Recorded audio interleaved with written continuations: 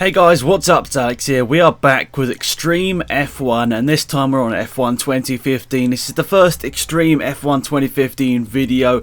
Basically, if you haven't seen this series before, I do a series of challenges and funny things in the game, and you guys can also comment about what you'd like to see in the future in the comment section down below. So basically a challenge or something interesting you'd like to see done in the game. So you can see this is the last man standing challenge.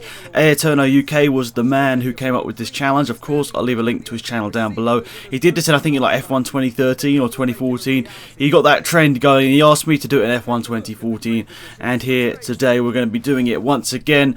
And of course, you can see his version as well in the comment section down below. But anyway, our turn to do the last man standing challenge. Basically, you got to be the last man standing, so you've basically got to retire the rest of the AI without retiring yourself, and then go through and unlap yourself how many times you lapped and get to the front. So here was our first attempt at trying to get a couple of cars retired, but nobody retired. Everyone just kept going. A couple of people lost their front wings, but apparently it's got a lot harder to crash people out the race in this game, which is obviously a bit frustrating because it makes the challenge a lot harder. What is Mary doing? He's sliding all over the place. Roberto Mary going for the Tokyo Drift in the challenge, and that wasn't great. Anyway, let's go back to crashing into Maldonado. That's good, but no, still doesn't take him out of the race. Okay, and this challenge is definitely going to be a lot harder. I mean, obviously, if you put a realistic damage mod on, you could say it'd be easier, but really, the damage is like a lot more realistic. It's a lot easier to take yourself out of the race, because you can see here, diving down the inside of Maldonado, and this is my tactic so far. This is the only tactic I've found that you can actually retire cars from the race without retiring yourself from the race. So basically, park it at the hairpin at Monaco. You can see here, make sure there's another AI car with you, and it will tell you to start moving, because you're blocking the track and whatever. You've got to get moving, so just reverse back and forth, and that should retire a couple of cars. You can see you're down to 15, 14, 13 cars now. So it sort of worked. I mean, obviously it's not the sort of way that a lot of people wanted. You want to sort of just crash people out of the race. That's how the sort of challenge goes in the past. But in this game, it doesn't seem like it is possible. You can see that I got disqualified. So that was rewinded, and I tried to do it again. You can see here, and I had to go because otherwise I was going to get disqualified once again. So at this point, I was like, what do we do? There's still 11 cars in this race here, and we're not in the points. So I didn't know what to do at this point. I was just like, yeah, let's just try and wait around for the AI here and try and take them out. But still, that would just be like, if I did that, if I crashed into that wall there, I'd be out of the race. But yet, when I do it to an AI, no. And yeah, once again, I crashed into Perez, and that was not obviously too good, because we retired and he didn't.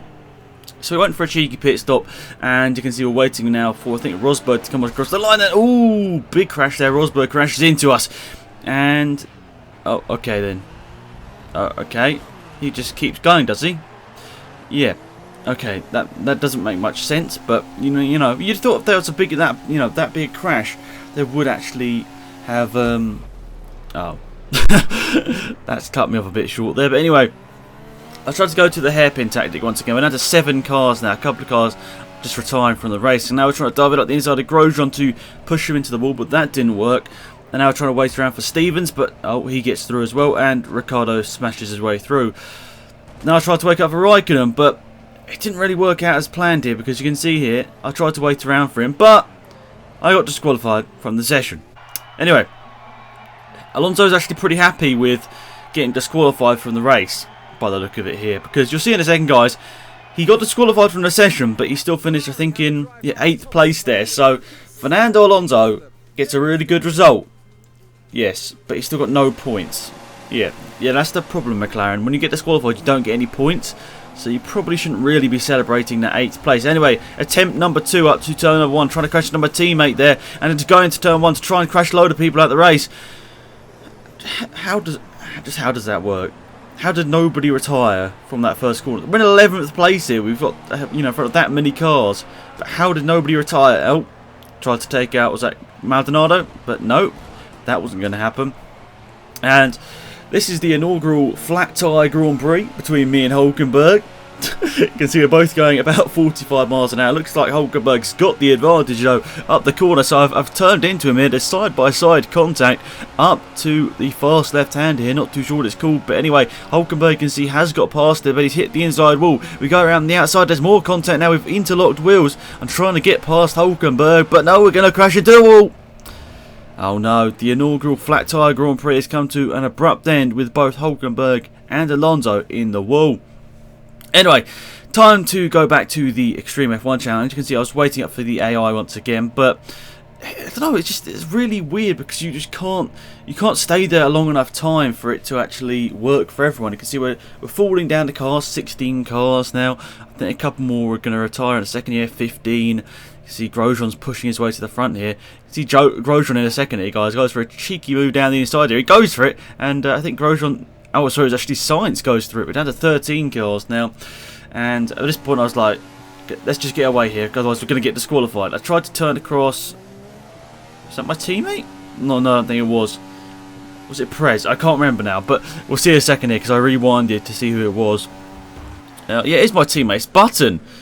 I tried to take him out, but I just spun myself around here. And I can see this is when it gets a little bit crazy because I'm trying to, get into the right direction again. And then, oh no, there's a big crash there. I think that was doing Daniel Ricciardo who hit me there. And then I was just like, please, no one else hit me. Oh, disqualified again. I was like, okay, third time lucky. Surely we can get this sort of challenge done. It wasn't that hard in F1 2014. So, right, let's try this once again. Into turn 1, crash into people once again. I thought maybe we can get a couple of cars out into turn 1 maybe, but oh no, that's not working out for me. And I'm down to last place again, so that isn't too good. So let's try and do something else. Oh, Ericsson spun himself out there. That could be a retirement. Oh, illegal overtake on Button. Really? Come on, stop going like 3 miles an hour, Button. Come on. Right, anyway, surely we can get past Button here. Oh, nearly got past him there. There's contact. Oh no! Right, I'm done.